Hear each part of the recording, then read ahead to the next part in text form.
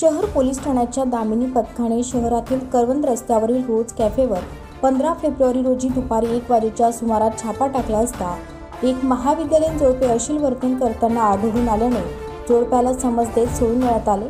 तर कॅफे चालक तुषार प्रभाकर बारी राहणार आदर्श नगर शिरपूर याचे विरुद्ध विविध कलमान्वये गुन्हा नोंद करण्यात आला आहे।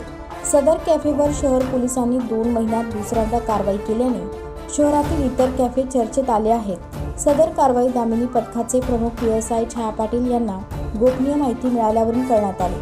दिनांक 15 फेब्रुवारी रोजी दुपारी दामिनी पथकाने शहरातील करवंद नाक्यावरील रोज कॅफेवर छापा टाकला।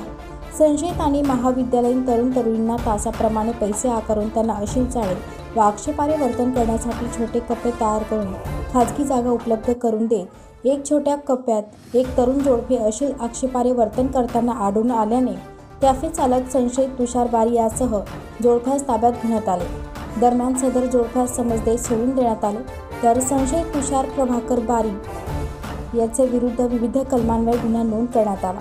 सदर कॅफेवर तत्कालीन पोलीस निरीक्षक अंसराम आगरकर यांनी छापा टाकून कारवाई करीत गुन्हा दाखल केला होता।